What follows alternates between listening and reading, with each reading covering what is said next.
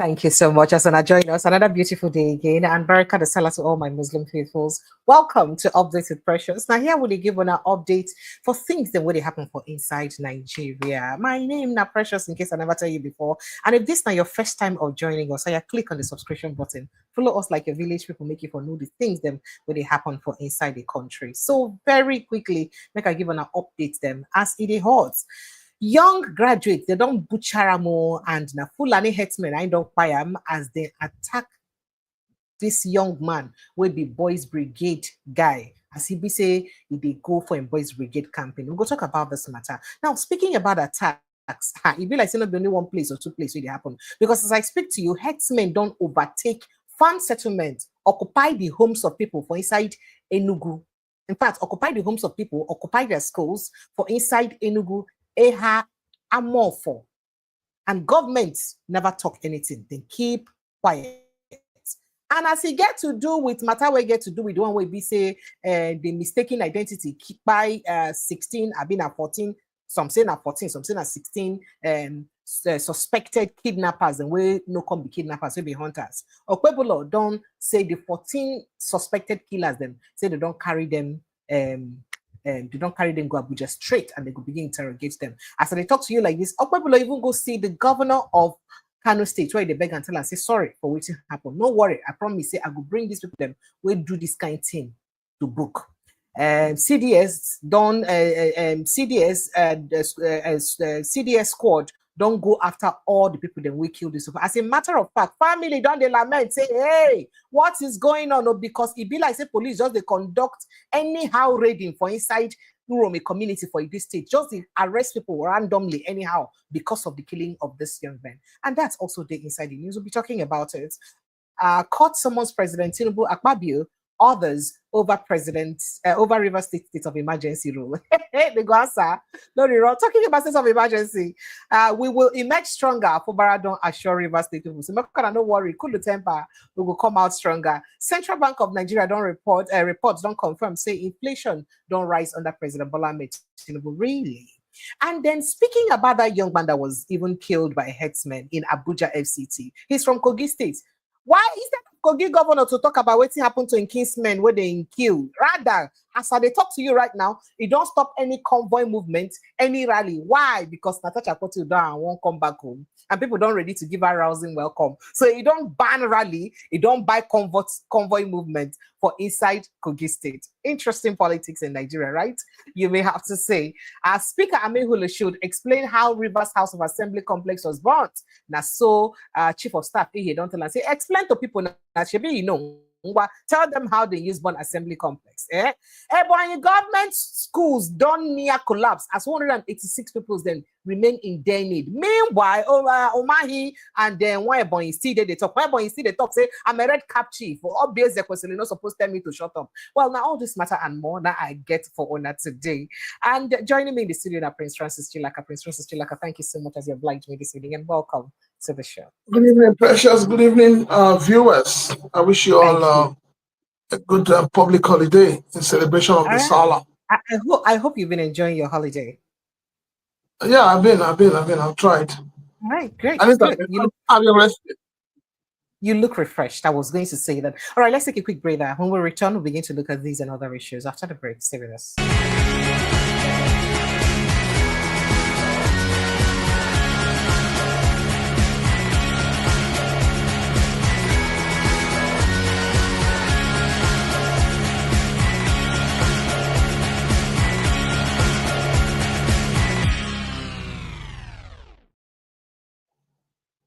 Welcome back. Now, still inside updates with Precious Nayude. So, Prince Francis Chilaka, make we begin the matter one by one, begin carry and one by follow. But I know you won't tell you one thing. One not saying I say Niger, Mali, Burkina Faso don't impose 0.5% import levy. So, I would like make we start with that matter because this now waiting fee eventually affects businesses for inside Nigeria. So make we start with that matter first of all, before we enter inside Nigerian politics and insecurity matter for inside Nigeria, because Nigeria matter to the affecting security for Nigeria. So Mali, Burkina Faso, and Niger have imposed 0.5% levy on imported goods to fund their new 3-state union after exiting the Economic Community of West African States. As in come out for ECOWAS, they don't say, okay, say any other person we know from these three countries where they bring anything enter inside their states, any of these three states, you go pay 0.05% levy for any of those things so they bring come. Remember, say before now, because of the ECOWAS matter and all that, we've been getting what they call African Free Trade Zone, where we say goods and services supposedly pass through these African countries without so much and without levies and taxes and all that. But as it be now, these young men don't look and say, how are you people helping our economy? So no, we don't want again. Or you're not gonna begin pay us certain amount of money for us to bring our goods come inside. Now the military-led government announced that the levy agreed upon on Friday would take effect immediately. So as they talk to you right now, they go don't start them already. Now it applies to all goods imported from outside the three countries, including humanitarian aid. However, details on how the funds will be utilized are not disclosed. So, including humanitarian aid, that means they mean to tell Donald Trump and co say we don't want your help. So, if they bring help, can't give us that help. What you won't give us, pay tax inside the help, because a lot of people don't they finger these people the way they bring this aid them as part of people where they help aid and encourage terrorism for inside Africa. But let's read further on that. The three nations formed the Alliance of Sahel States in 2023 as a security pact, which has since evolved into an economic and military bloc with plans for biometric passports and closer cooperation. I've been talking, say earlier this year, they may talk, say they will get their own passport, just like we get ECOWAS passport, they will get passports, we join the three countries together. Maybe if another African country can't enter inside military rule, maybe those ones will decide to join them. Now, this move effectively ends free trade within West Africa and other ECOWAS, sub-regions. And it underscores the growing rift between the Sahel state and regional powers, such as Nigeria, Ghana, and, others within the area. So the juntas announced their departure from ECOWAS last year, accusing the bloc of failing to support their fight against Islamic insurgents. Say ECOWAS failed to support their fight against Islamic insurgency. So now that's matter. Now, waiting make me bring this thing come out. Now, make we even talk about them.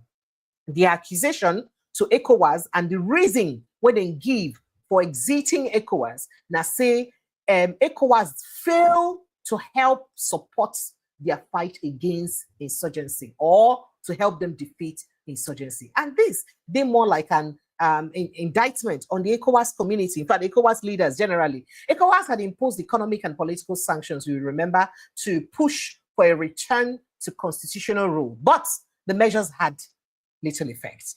Plus, Nigeria cut their lights, cut this one, but eventually they say no work. The men then stand strong. Remember when they even stopped air movement from Nigerian, across their airways, right? So Mali, Burkina Faso, and Niger rank among the world's poorest nations and have struggled with a decade-long Islamist insurgency linked to Al-Qaeda and Islamic State.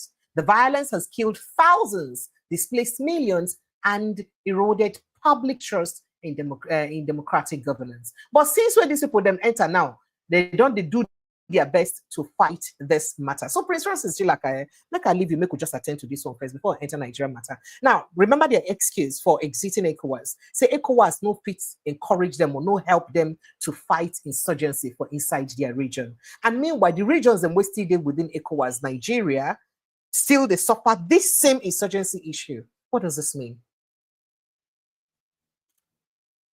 That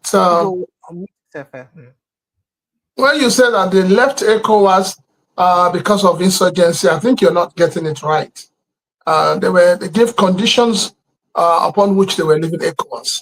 And one of the conditions was the fact that when this guy struck and took over, and became military leaders, ECOWAS imposed imposed sanctions on them. That is one. And in the midst of that, ECOWAS was insisting that they must come back. And this guy said they're not coming back. Now, it's not just about fighting of insurgents. It's also about looking at their colonial masters. Those who have colonized them over time. Those who they believe that have raped their country dry. Those they believe that have raped them and continues to put them in slavery. So they are fighting against all of that. And then they also said that ECOWAS seems to be a body that really does not believe in what they preach. And they give examples where you have people who are members of ECOWAS state. The leaders have been there for 10 years, 20 years, 30 years, and they were turning leadership into family business. So there's so many things that ECOWAS has failed to do. ECOWAS has failed to protect its member states, you know, the citizens of its member states. ECOWAS has become too porous. So these are things, these are issues they raise. And, you know, ECOWAS under the leadership of your president, Bola Ahmed Tinubu, you know, initially wanted to go to war.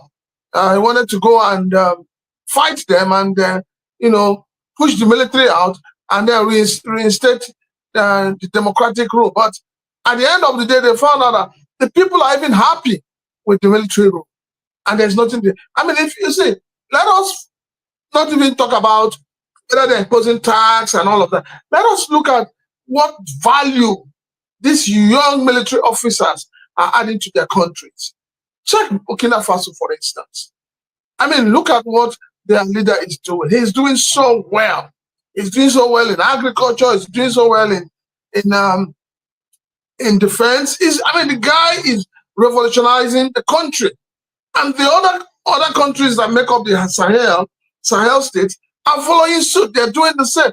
So they are developing their country to a standard that even those ECOWAS countries will become ashamed of themselves. The ECOWAS leaders have not done anything to develop their own countries. They've not done anything to encourage their citizens. They've not done anything to add value to the lives of their citizens. So let us look at that first. Have they been able to achieve anything? It's going to 2 years now. They've become, most of them took over. Have they been able to achieve anything substantial for their countries? Yes. Before now, they came and told you that they're going to stop anybody that has ECOWAS passport from having access into their territory. So they are doing things, they are taking steps to protect themselves, to protect their country, and to protect their states. But what is ECOWAS doing?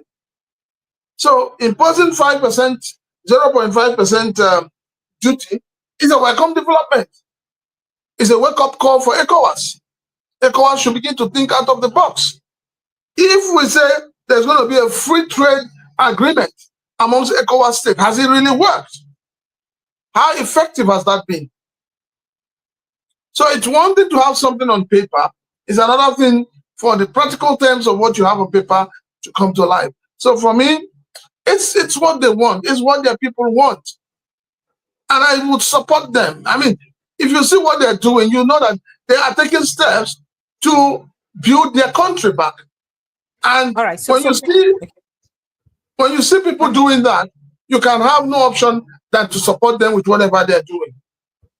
All right, so Prince Francis Chilaka, you know, say really they mentioned one of the reasons we make the exit as the fact, say, ECOWAS generally no fit come together, the inability of ECOWAS to come together to help sister countries to fight insurgency would be one of the things that they ravish them. And you know, say the undertone of the Western influence still dey inside that matter, and they follow for waiting make insecurity, they thrive for inside ECOWAS regions generally. And now waiting make when see their taxes, for instance, see the money where they make for inside their natural resources. Let's take example of Niger Republic. How much it be say then they sell their natural resources to France, and how much France in turn they sell out their natural resources. Before France, so you know what? Before Mali, this military junta has talked, so you know what? We need to sell for you for this amount again. It's either you buy it the amount we won't sell them, or you know buy again. Now these are the issues. But waiting we the leaders, the current leaders of Africa, right, ECOWAS, the ones where they left right now, supposed to learn from waiting that they do. Understanding, say even the free trade zone or the free trade agreement and all of those, it they neither here nor there. Now, just recently, said where that ECOWAS passport work. Before now, you remember, say that ECOWAS passport, and one of the reasons we make they established ECOWAS a long time ago. Now, just within the past few years, now they even start to work. And many other reasons will be part of waiting make them from the ECOWAS never still take effect. And these three men don't come out now, they group themselves, and they don't already, affect most of the policies where ECOWAS supposed to effect within their own ECOWAS regions. And what's in mean for the rest of ECOWAS countries? No, you know why ECOWAS has not succeeded and why ECOWAS will not succeed is because a lot of leaders, a lot of those who are leaders, countries that come together to make ECOWAS, most of their leaders are wicked and selfish. Their leaders are not thinking about the people, but the leaders are thinking about themselves, how to remain in power, how to, become life presidents. And that's where the problem is. So because they are thinking about their own political future as individuals, the organization will not see the light of day. So tell me, are you going to tell a man who has been president for 20 years, 30 years, and wants to continue to be president, are you going to start telling the man, oh, this thing you're doing is not right? Why don't you give the younger generation opportunity to rule? Who amongst the ECOWAS leaders will be able to say that? So the problem is the issue of, lack of sincerity, lack of patriotism, lack of the welfare of the people, lack of ideas. The leaders that make up ECOWAS have no ideas. They are not being proactive. They are not thinking ahead. They are comfortable in their comfort zones. And that is why ECOWAS is not moving forward. There is nothing else. So what they should learn from it is to ask themselves, these are just 3 states. How come they're making such, tremendous progress? But they will not agree because you have men who have been there, as far as they're concerned, they want to remain as life president of their countries. Likes of Alassane Ouattara of Ivory Coast, we don't did it for about 15 years now and counting and the more. So it really did worrisome. And I hope so. But again, remember, say the military junta head for inside Nigeria Republic will complain how Nigeria uses sponsor terrorism subtly, including Boko Haram, bandits, and the new Nicaragua. Remember, so could it not be the reason why they actually thought that they should kukuma wash their hands off us and let us face our fight? Let me say this, and I say it with a heavy heart, in the sense that successive governments in Nigeria have shown that they value cows more than the humans inside the country.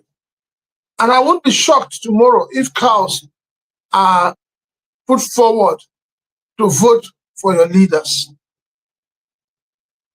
I know that, along the line, you want to talk about the killings in Edo State, you want to talk about the activities of herdsmen and all of them, but this is the best time to talk about it. And what am I trying to say? Look at what has happened.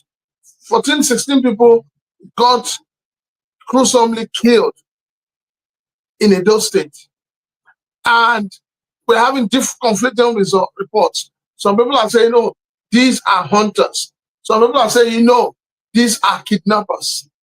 But let's put that aside and let us face the reality on ground. The way the northern elite, the northern leaders, the presidency, the chief of army staff, the IG of police, the way they have acted, the way they have gone about trying to arrest those responsible for this is something else. I've never seen this kind of proactiveness.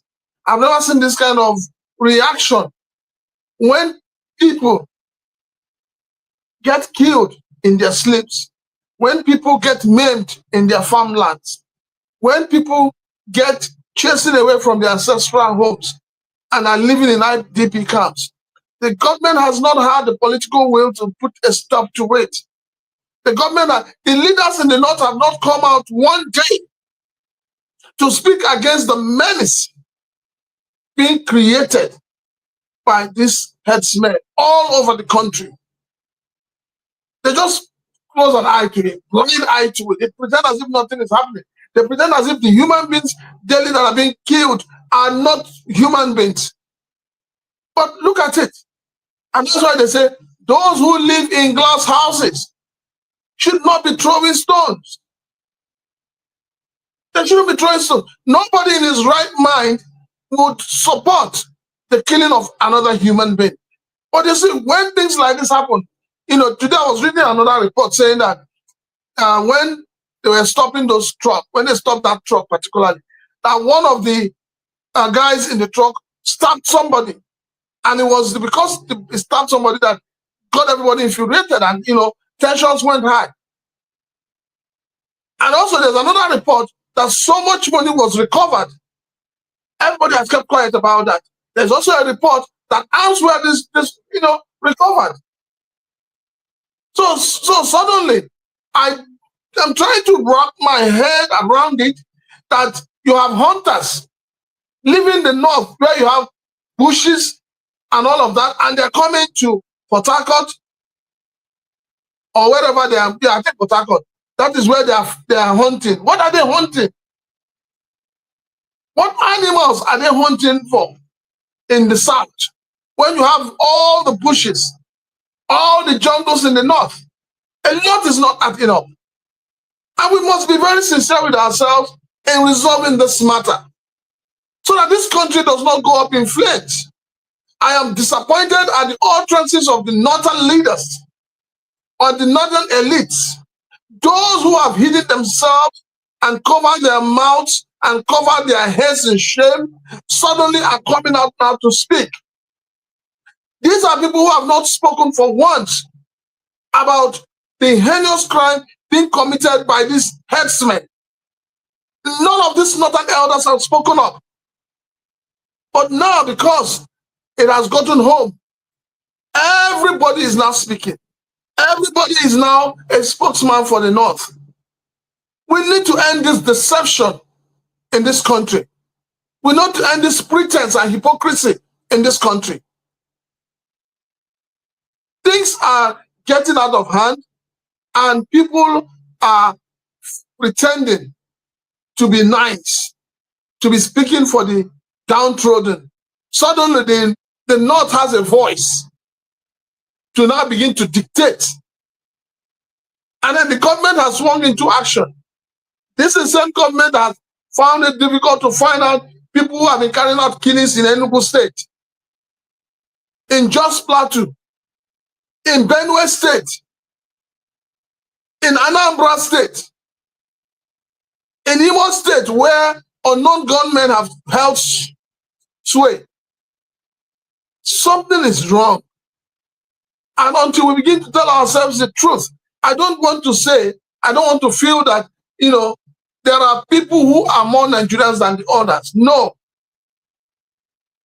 The naked truth is that our government and some of our leaders are not being sincere to this country. They are not ready, they are not willing to allow the truth to prevail. We know the problem. We have seen videos, several videos, where these herdsmen take cows into people's farms. Some of these farmers have collected loans. And then you bring your cows there to destroy their farmland. And then when they come out, you kill them, you maim them, you chase them away. They now live in IDP camps, and the government has kept quiet. The North was quiet. Why is it that our northern leaders are so wicked and selfish? Why are they being very pretentious? Why have they not spoken out against the ills and evil being perpetrated by these so-called herdsmen? Why is it that it is now that every Dictum and Harry in the North is speaking? Like I said, and I'll keep saying it, there is no tribe, no region has monopoly of violence in this country.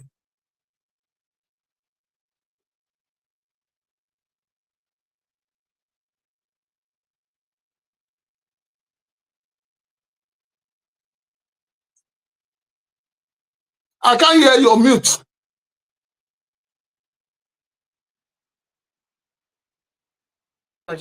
Apologies. So now when you don't even state the matter, if you don't come out from my mouth, make a come kukuma talk, because earlier today I did a video where I exposed the fact that a young Nigerian graduate, we just finish university graduate, where then go camping. You know how boys brigade, they go camping. So they go camping inside bush, somewhere in the FCT. But when they realized that it was already raining, so they could remove the children there for the boys brigade, go camp, put them for a church for, shelter. And he and one other person went back into the bush to get their things back. Guess what? They meet Fulani herdsmen there. They killed them. In fact, they killed one of them. The other one was able to escape and run away. The next day, when they Congo, they begin find, or when the guy raise alarm and all that, then Waka enter inside the community comb around. The Congo meets the people who were in charge of the heads of Fulani settlers around there. They said that some of their brothers had run away. They don't go find them, say they don't flee the community. Police don't they informed, police never do anything about them. Till today, if not for some pocket news outlets, you would not hear this news anywhere. Now, no elder statesman for inside Arewa youths never talk. I think Abubakar no talk. Kwankwaso no talk. Arewa Consultation Forum and the Arewa elders. Nobody don't talk about this matter. Like, say that boy life, no the matter. And that young man is from Kogi State, Igala in Kogi State. Make we even look down. Make we enter inside our backyard here for inside Enugu State, where it is hot right now as we talk to you for Enugu State, as no fewer than 44 farm settlements, known as Ndiagu. Now they don't overrun right now, with residents forced to run away from their homes and seek shelter for neighboring communities. Because almost 44 villages now, Fulani herdsmen don't occupy them. They don't occupy the people's houses, take over their farmlands, and also even including schools. Now them they there now. That is a state where we have a sitting governor whom David Umahi put there. He's in that place. I say David Umahi, Enugu State governor. Before I go talk, a state will have a sitting governor and a PDP sitting governor where be say he did there, and this PDP governor have not said anything about these people. If to send another nurse, now this thing happened to, if they just happen to kill one cow or one person, one of the herdsmen back in a reprisal attack right now, you go see the governors from the north go begin query the Enugu State governor like they have done to Monday Pueblo now. They ask us, say, make him bring those perpetrators to book. They don't do raid now. Carry 14 youths, both innocent and guilty ones, perhaps. They don't carry them go Abuja now. For them to go answer results for what they may or may not know about. Right? Now, make I just give you a breakdown of this story for inside Enugu State. As a devastating trail of destruction and displacements has been left in the wake of relentless attacks by assailants, of course, suspected or known to be herdsmen, Fulani herdsmen precisely, on farm settlements in Eha-Amufu in Isi-Uzo local government area of Enugu State.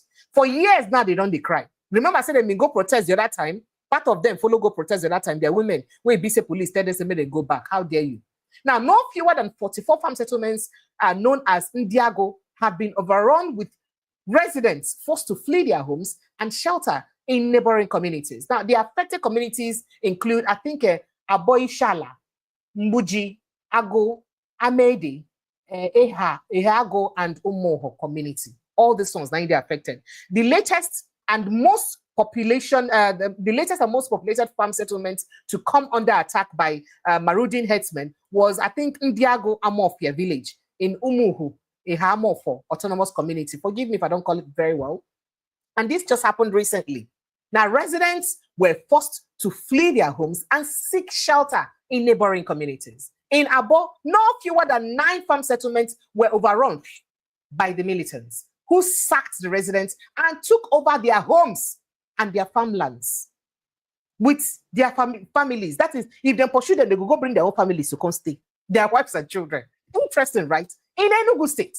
Now, the affected settlements are Abor, I think in Abor are Ogomungo, Ngele-Akpankpa, Okwum, Agerie, Ezegwu-Abor, Ashinu, Ovokpo, Mgbede-Abor, and Ngele-Acho in Umujoovu village. 4 farm settlements were sacked in Mgbede-Abor, Nditsion, and some other villages. Forgive me, I know to know the name them well. But the reason I'm calling these names is so that you can fact check if you're watching this, so that you too go feel fact check, make you go check out whether these things are true or not. Because the true stories be this, as it happen. Now, other communities then they too where they don't attack. For inside Mgbuji autonomous community, 18 farm settlements, and they don't sack. 18 from Mgbuji. Remember, I said they call them community by community. Now, with residents seeking shelter in Enugu metropolis, and with family relations in other safe communities. The community settlements are completely occupied by herdsmen, marauding herdsmen. The community settlements are completely occupied by marauding herdsmen. Now, so they talk Okporogu, and Obodumba. In fact, their names in two plenty. I'm not going to call all of them finish. Not gonna forgive me. Yeah? Now, in Umuhu, Eha-Amufu autonomous community, the last farm settlement sacked is Ndiagu Amofia. According to this report by Sahara reporters and their investigation, the attacks on the communities were which share boundaries with communities in Benue states. Now, we see make it be like say then get problem because these communities they share boundary with Benue states. Okay. All right. They say this whole attack they started since 2022. However, the vicious attacks and land grabbing transformed in 2020 during President Muhammadu Buhari's administration. Now it starts. In fact, they don't talk, say they don't cry, tired. They don't even go call police. Police go, they even call military. Military already occupy the southeast finish. Then go rob around, finish, come back. They no go do anything, they go end up. They have not made a single arrest. They have not apprehended anyone.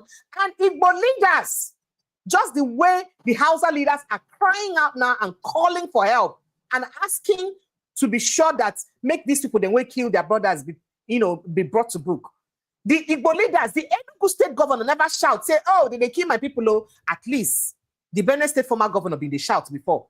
Even though say it was hard for him because Muhammadu Buhari was in power and he was telling him they should try and live in peace with their neighbors. But he was shouting. But the Enugu state governor, they shout right now. This number of farm settlements, more than 44 of them, taken over by armed settlement. So Prince Francis Chilaka, are we going to say that maybe that we they do ourselves? Is it that we're just too much of people's pleasers for our lives within the South? So we just, because they try to do, make people they like us. So now waiting make, if it happen to our own people, we'll not go feel complete. The reason I ask this question is because remember Deborah death, where they say they lynch her, she died. Now, northern leaders rally around the people, then when they form, say they arrest them. They released all of them. None of them is still in detention till today. And none of them, when they say when they carry come Abuja, come report. But immediately they cry out for inside Uromi. The governor of Edo State don't pack the people them where they do for normal reading, pack them now, go Abuja. Some of them may never return again alive. Some of them may die in detention. Some of them. So we will say that we do ourselves. When are we going to stop this selective judgment in our country? When you finish, I'll go play you a video, a shocking video of a woman who was raped repeatedly by bandits. Interestingly, an Hausa woman in Hausa community, even the Hausa northerners never shout out. They say, oh, why not they do this into our own people? So what is going on in Nigeria? How do we get a country right with this kind of tricks? You know, there are things when you want to talk about them, you need to hold your emotion in check. And the reason why you hold your emotion in check is so that you don't say something anybody would say tomorrow. You are inciting the public or you're inciting a particular group against another group. The truth of the matter is that the hypocrisy amongst our leaders is sickening. The hypocrisy. And then when you look at it very well, I've also watched video where some of these herdsmen say that when they come into a community, that they settle with the Ezes. That they settle the Ezes, and the Ezes will turn a blind eye and allow them to do whatever they want to do. And then I'm asking myself, what is wrong with ranching? Why is it that your National Assembly, your legislators, why are they finding it difficult to make a law that outlaws the movement of cows grazing? Why are they afraid of, making a law that enforces and that ensures that anyone who wants to do an animal husbandry should go and get a ranch, go and hire a land, go and buy a land and build your ranch? Why are they finding it difficult to do that? So the problem we have in Nigeria is not even about the people anymore. It's about the cluelessness of our leaders. And if you're a history student, with what is happening, especially in the Southeast, I've always said that the Southeastern leaders are culpable. They are culpable with every bad thing that is going on in the Southeast. They are culpable with of the herdsmen trying to overrun the Southeast. They are culpable for the pretense and non-chalant attitude they put up each time the lives of the Southeasterners are in jeopardy. They are culpable for lack of development, lack of direction in the Southeast. So you have a country where non-state actors are becoming very, very vicious and very, very powerful, and the main actors are looking helpless. I do not understand what herdsmen will live north, all the way from the north, Sokoto, Zamfara, Kebbi, Borno, and then come to the southeast and begin to exercise authority to the point of chasing the indigenous people out of their homes. And yet you have governors, you have senators, you have honorables, you have state legislators. They are all doing nothing. So where do you begin to tackle this whole thing from? The problem is that the leaders have become so corrupt. They have become so insensitive to the plight of the people. And they keep quiet. And I think that the Southeastern leaders themselves, I think there's a problem. I don't know what that problem is, but there is a big problem. The problem of not speaking out for their people. The problem of silence. And I ask myself, are they keeping quiet for fear of not being re-elected? Are they keeping silent for fear of being removed as governors? Are they keeping silent because they have signed an accord or an agreement with certain people in the north to help them to perpetuate this evil? It's even more annoying that with all the things that is happening in the south, the leaders of the north, the northern leaders, the northern elites, the northern youths who would make noise all up and down, they will not talk. They will keep quiet. They will pretend to go deaf and dumb at that point in time. For me, I will keep saying it. Anybody saying that we cannot negotiate Nigeria as Nigeria is today is a joker. It is time for us to sit down. I expect that the National Assembly, looking at the situation at hand, would have the courage to review the 1999 Constitution and make an amendment to it and add referendum. It is time for us to have a referendum in this country before this country goes up in smokes. Because the things that are happening on a daily basis is scary. You cannot have a tribe that is less than 5%, threatening 200 million people plus. And everybody's keeping quiet.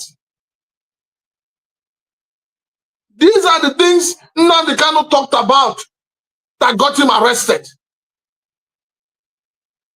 He kept saying it. That the time is coming when these Fulani men will come to the southeast and want to take over everywhere. But everybody is pretending now. We see danger. We see the monster breeding. And everybody's pretending because of politics. Everybody's closing an eye because of the money they're making from government. Nobody's saying the truth anymore. The elders have suddenly gone deaf and dumb. And you know what happens in a nation When your elders keep quiet in the face of evil, this is the time for the elders of this land called Nigeria should rise up and say the truth. They should begin to speak truth to power. Okay, so there is something I have noticed. Have you noticed it also that the northern elders or the northern elites in fact, northerners generally are united, irrespective across party lines whenever things like this happen? They come together. That time we no go remember say this person at APC or PDP or Buhari or Tinubu again. You need to remember again. They come together. So why can't the southeast or southwestern leaders also come together like that for the safety of their own people? Is it that we value our lives less here? Now, okay, if you like to react to that, it is cowardice. It is cowardice on the leaders of the South. Every one of them. It is cowardice. When the Oyo State governor started screaming that these people are in my backyard, how many people took him serious? We've seen what is happening in Ondo State. We've seen what's happening in Osun State. And everybody's smiling and laughing about it. I don't know what is wrong with Nigerians now, but I can tell you, it is not when people begin to take laws into their hands that government will wake up from sleep. Today, Nigeria is sitting on a keg of gunpowder with the menace of these herdsmen, these bandits. And nobody is talking. Suddenly, everybody has gone deaf and dumb. You don't concern me. You don't bother me. As far as you don't reach my house, as far as you don't touch my children. Today, it is the young man that they killed in Abuja.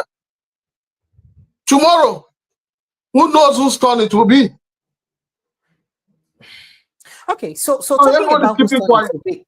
So speaking about whose turn it will be, we hear that family of one Okoemu Joshua Jr. has accused the Nigerian police of an illegal raid and mass arrest, insisting that their son is innocent of any involvement in the killing of 16 northern hunters in Uromi, Edo State. That means they conduct arrests, mass arrests like this, they carry, including people with beaten and minors. The family expressed shock and dismay over Junior's arrest, describing it as a gross miscarriage of justice. Now, they alleged that security operatives stormed their residence in an aggressive manner, detaining him without clear evidence of his connection to the killings. Now, Sahara reporters also gathered that Junior was asleep around 5 a.m. on Sunday when the Nigerian police stormed his room and took him away. A family source told the newsmen on Monday that Junior had gone to work at a construction site on the day of the incident, or the day the incident occurred. Another family member stated that Junior was not home when the mob attack took place in Uromi. The source explained that Junior arrived after the incident and had already happened. Now, that time may come back from work. However, at around 5 a.m. on March 30, they don't raid the house. Come. Now, they say that's what they use arrest. These 14 people where they say they don't arrest, now carry go now. Now, the people they don't. And the worst part of this is that if there is any child of a prominent person involved, they no go carry that person begin. If any person where the prominent begin they involved, they no go carry them. Now, families when no get say, when no get mouths, when no get people, now their children. These families may not see their children anymore. Again, what is wrong with us? The governor of Edo State don't go pay solidarity visit or condolence visit to the governor of Kano State. And Kano State governor, they want to say, make sure say he parade the suspects and publicly. Parade suspect that people are already saying that they are not even the true people or the real people that conducted this crime. They don't already tell them to parade them. How would just like you said, why would our justice system would arrest before we even investigate? I think we're supposed to investigate before we arrest. You know what the governor of Edo State has done? Has shown you the weakness of the governors in the South. All the governors in the South. People are being killed daily in the East. People are being killed daily in Ashinu, Ondo, Edo State, Benue State. How many governors from the north have you seen visiting their governors in solidarity? How many of them? So we seem to have a problem with the kind of leaders we have in the south. A young man from Kogi State, a boys' brigade, has been killed. Rather than Ododo, the governor of Kogi State, to rise up and demand for justice for this young man, he is busy imposing state of banning procession and banning rallies in the state just because of one person. Just because of the fact that he is doing the bidding of his master. And you call this kind of people leaders?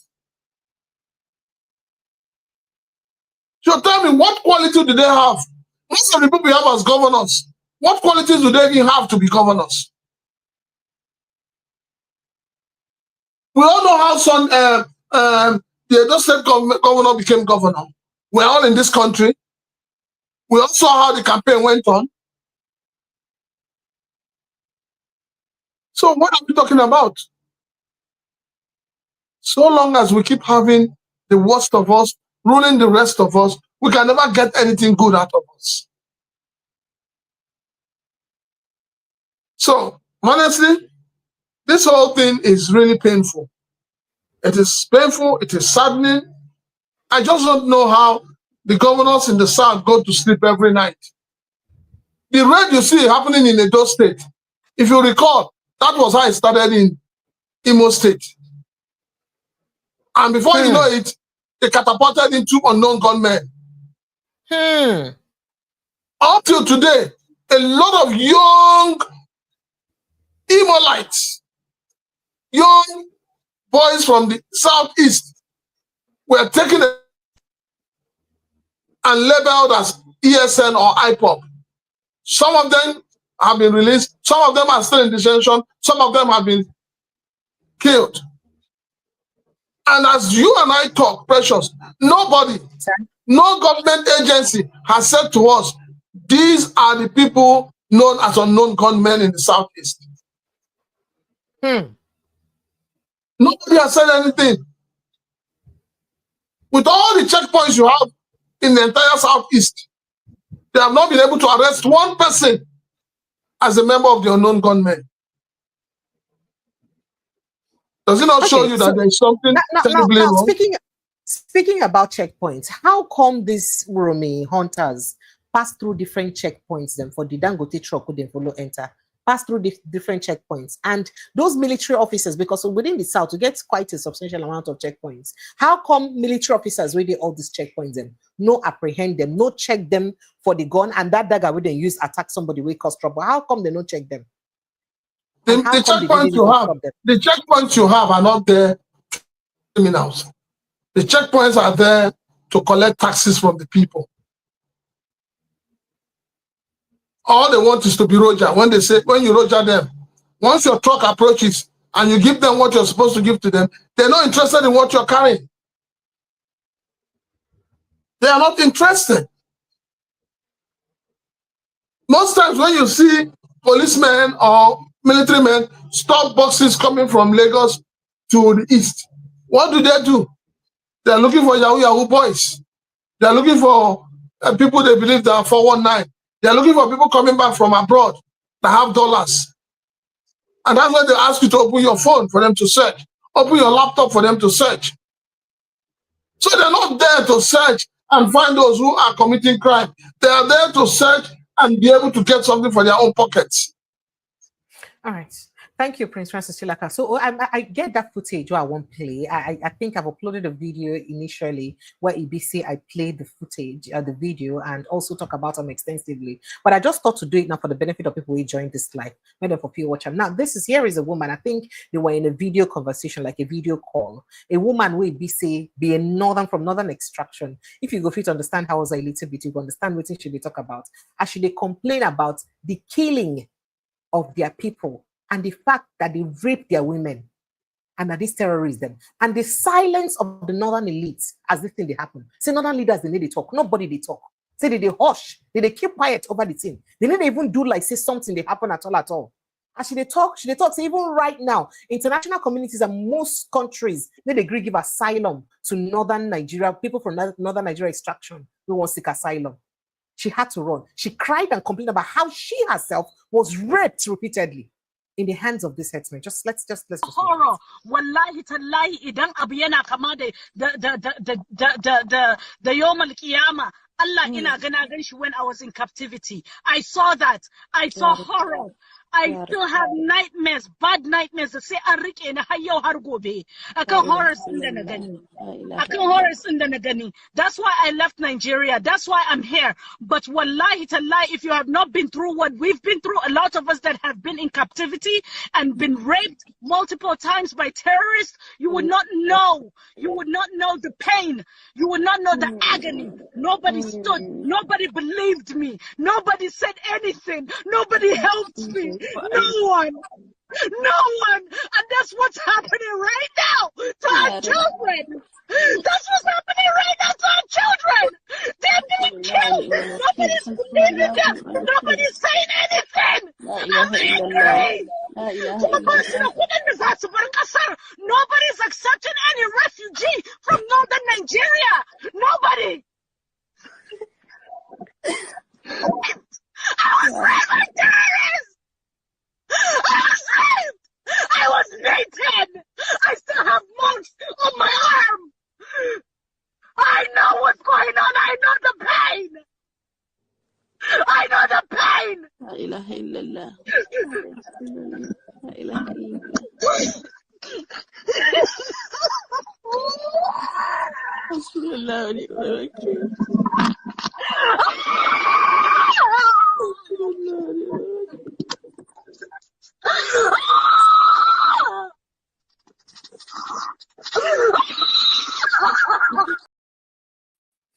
This is so sad. Forgive me. This is so sad. no, Precious, where are these? How many northern Please hold on. leaders? Precious, hold on. Precious, hold on. Hold on, please. Where are the northern leaders? Where are the northern elites? Where is Arewa? Where is what do they call the other group? Northern Elders Forum. Where are all the northern elders, elites, educated people in the north that have been making noise all over social media, making noise all over the press, talking about 14 or 16 people that were killed in Eromi? Where are they? Why have they been silent on this all this while? Why? See, this is why I've always said that I do not support Natasha. So also I do not support the Senate President, Akpabio. But that matter needs to be investigated properly. That matter will bring to a closure a lot of all these issues that are going on with rape and abuse and harassment of Nigerian women. So, Prince Francis Chilaka, yeah, I'm sorry I'm getting a bit emotional, forgive me. But what kind of a society will we breed? Don't we get a situation where an adult woman like this go be raped by bandits and terrorists, and her country no fit save her? Her country could not treat her, could not rehabilitate her. That woman is obviously still mentally tortured. Not for Which country what country will rehabilitate you? Is it the same country that is it the same country that is? No, you have a country. You have a country that is paying more attention to those who are victimizing people, to those who are raping people. You rehabilitate them and you throw them back into the society. Is that the society that will care for somebody that has been raped, abused? And that's why I keep saying, when you do all of that, what happens to those in IDP camps? If you are rehabilitating those who have pushed them into IDP camps, why are they still in IDP camps? Why is government not doing anything to bring them back to their ancestral homes? Does it not show you that to a large extent there is a connivance between government and the ills that is befalling this nation? So that because if you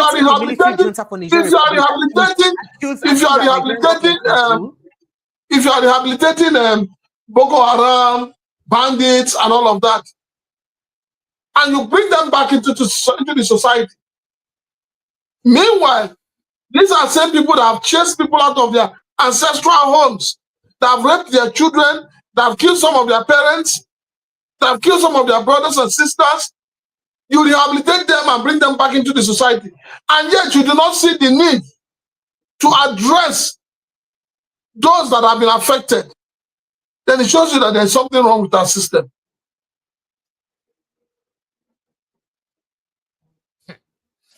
Okay, so what will be the role of our National Orientation Agency, the Humanitarian Affairs Ministry? Not be this place is supposed to come in now, because people like this, now just like you said, how this woman go feel knowing say she go come back to Nigeria and she see the faces of people who do have this thing roaming free because they've been rehabilitated, roaming free, and perhaps threatening her again.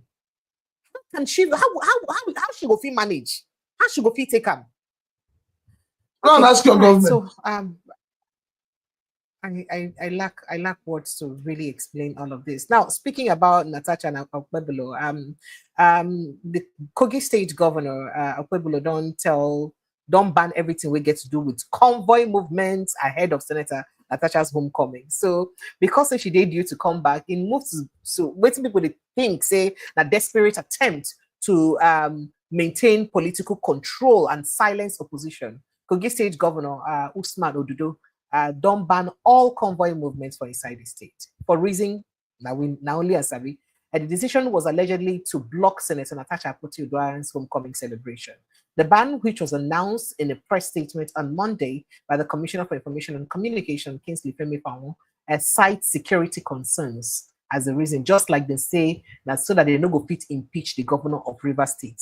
Now make them create state of emergency. Bring for me, I am waiting for the president to declare a state of emergency in Kogi State.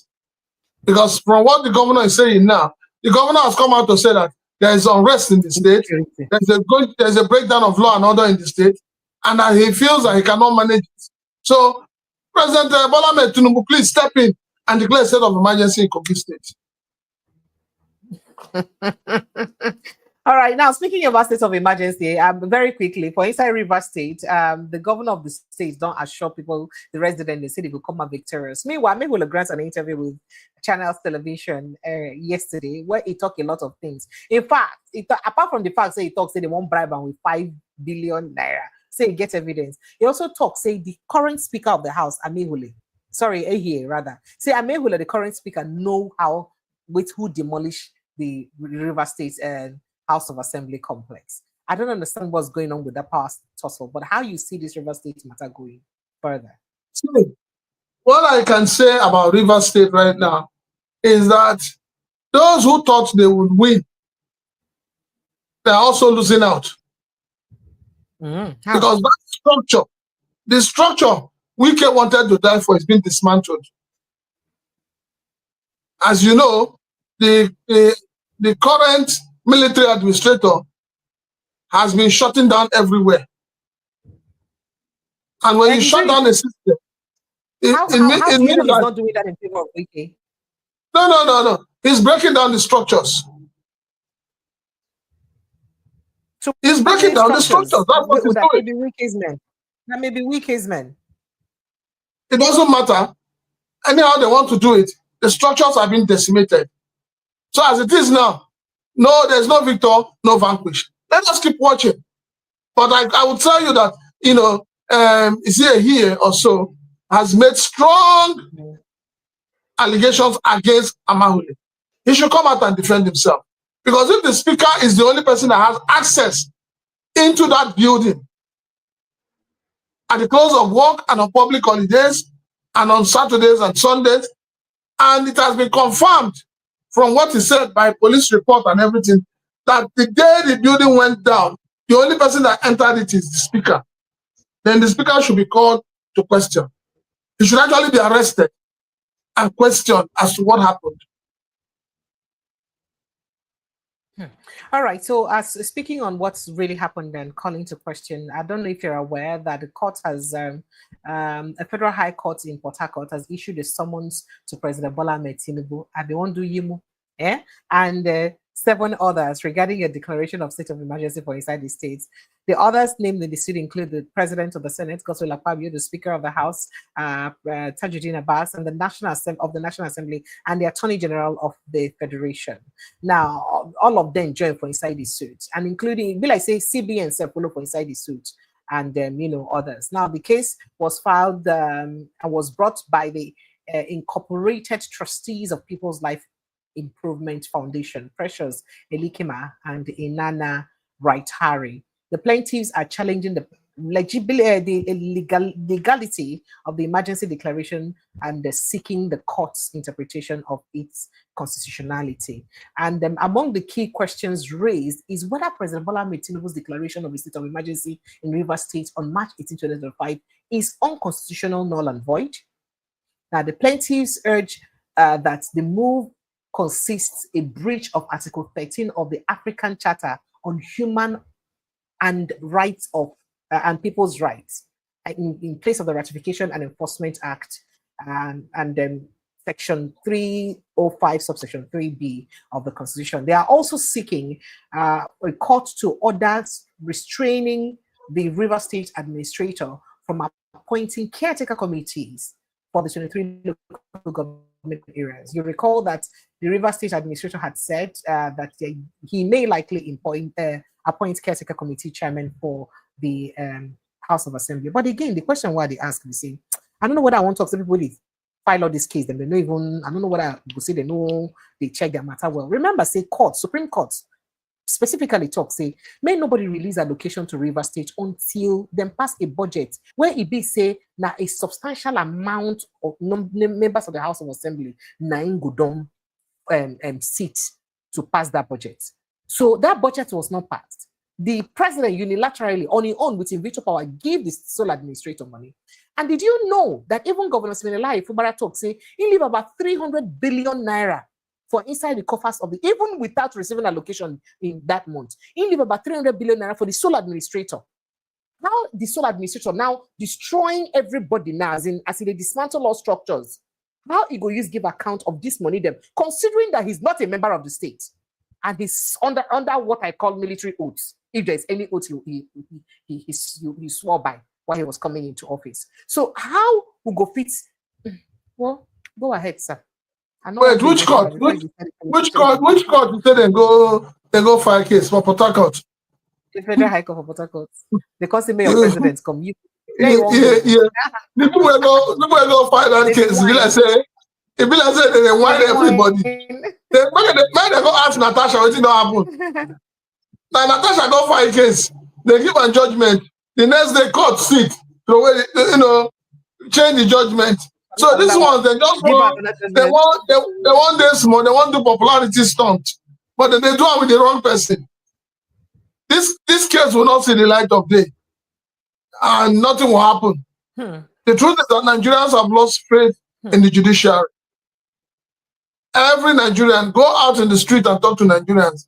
They will tell you that the judiciary is up for grabs, the highest bidder. So anybody going to institute a case like that, they waste your time. Because the National Assembly that is supposed to have done the right thing by carrying out a proper vote, decided to change its rule. You know, the red book where they take, that's what the book read. That's what the book read. The red book where they take punish Natasha. Now the same book, right? Now they change the content overnight. So you just have a system. You have a gang of people who have sworn to hold other people down, and they call themselves leaders. So for me, I beg, leave that case. The case we did there for another 30 years, nothing will happen. Even at this same Nigeria. Or tomorrow now they go throw out the case for lack of merit. And then if the judge 1 weekend, they will come put fine on top of those who come for court. So they can't disturb the peace of the court. How dare you waste our time to involve us and make us waste our time?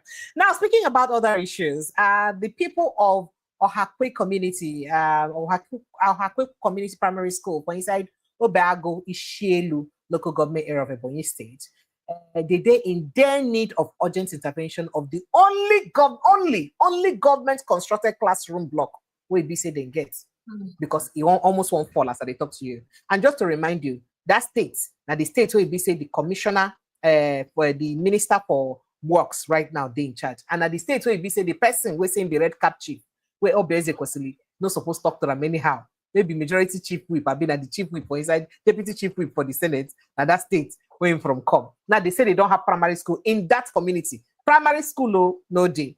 Now the primary school they established them in 1962 and later relocated it to where it is currently now. The school serves as it serves over 186 pupils, despite the extremely challenging learning conditions we didn't get.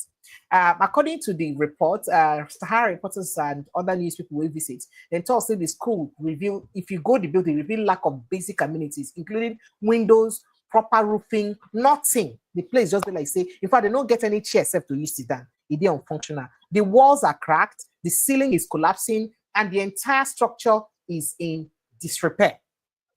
According to sources, people are forced to sit on broken furniture or even on the floor, exposing them to dust and harsh weather conditions. Different things where they happen to them. I beg no vex. Where we get this mighty men in valor day? Is there any school for inside Nigeria at all with the kind of money where would they hear, where they disciple, where they use they do work? And they to carry $10,000, be $5,000, give them for salary. Is it not better that we use part of those money to renovate just one classroom block or one like this for inside an entire community for inside the Ebonyi State? Is it not shameful that at this age in 2025, these are the kind of conversations we're having about Nigeria?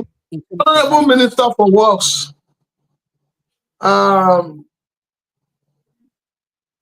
Senator, Governor, ex-Governor, Umahi. They have for your state. It was easy for you to go and demolish people's businesses that you're building a coastal road. But look at what is coming. Look at the shame coming out of your state. A state you were a governor for 8 years. Are you not ashamed that this is coming from your state? Senator Nwebonyi, where is he? Since you are the senator of the Federal Republic, see your state. Shame not the catch you now. Now to they tell us, do you know who I am? Who I am? Who I am, killing are there, one by one. People are not ashamed. Tomorrow, you people come and stand out and say you want to be voted back or you want to be selected. Well, I don't blame them.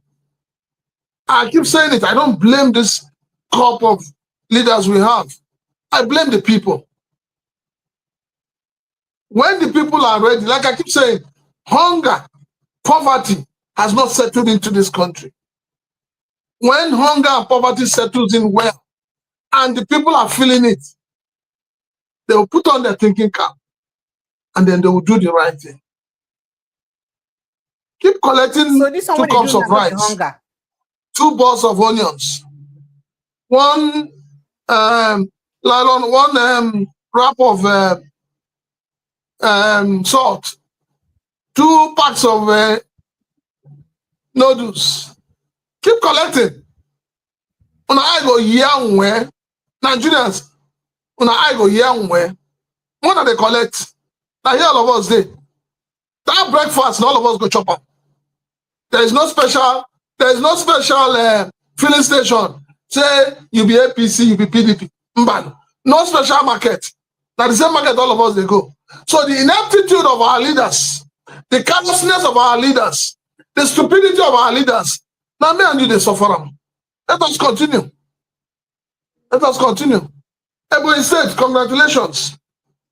I am so proud of Ebonyi State and the leaders they have produced so far. They should keep on. They should continue. Don't wahala. But don't forget that the children of these your leaders are all schooling abroad. And when they finish abroad, they will come back. Call rule of honor. Una eye go clear. Continue doing whatever they want you to do.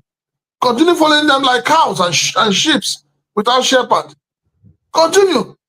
You where they do that, where they carry back for politician. Can you marry the politician's daughter? Can you even date her? When I continue, I doff my cap for her. Congratulations. When una ready, when Nigerians are ready to take back their country, they will vote in the right people and they will do the right thing. Hey.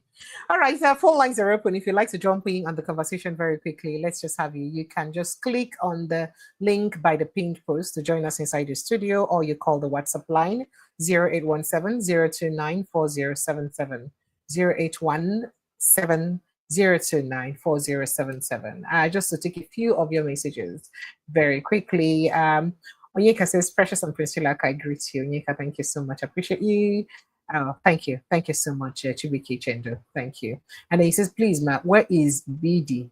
Both of who is BD? I don't understand. I don't understand what you're saying.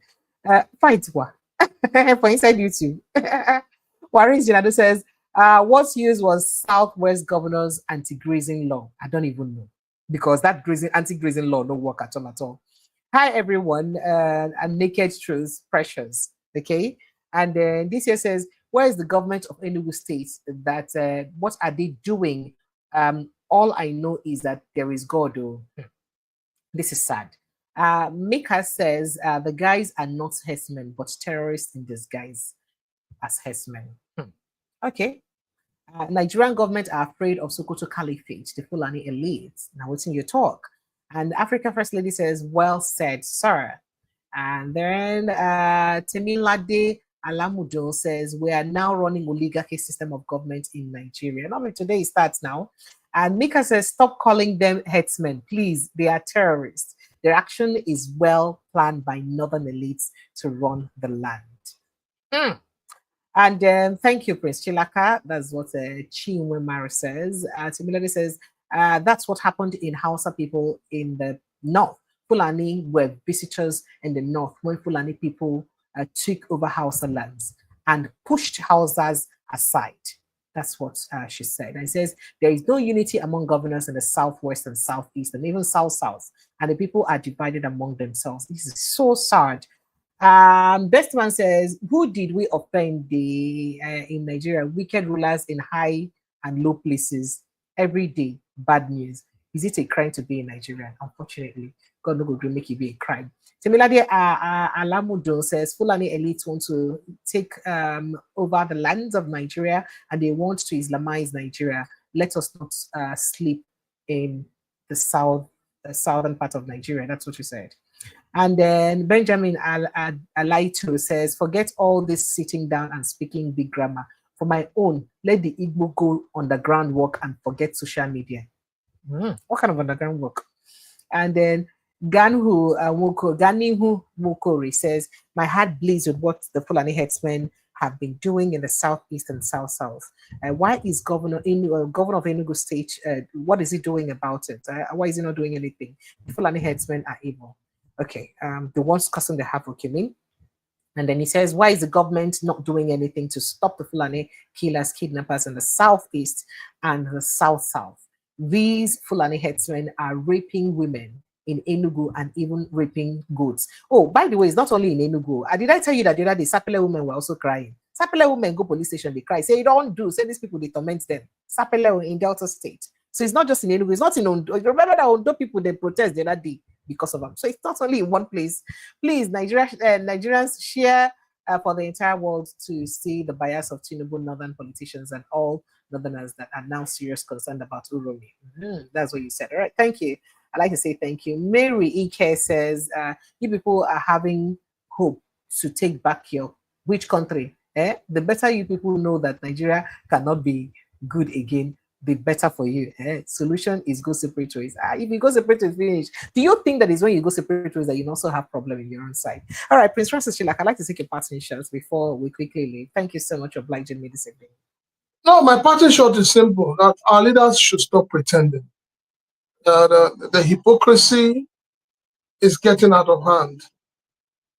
And I'm shocked, honestly, right now, I don't even know how to say it. I'm shocked that even our religious institutions are keeping quiet. They're no longer speaking truth to power.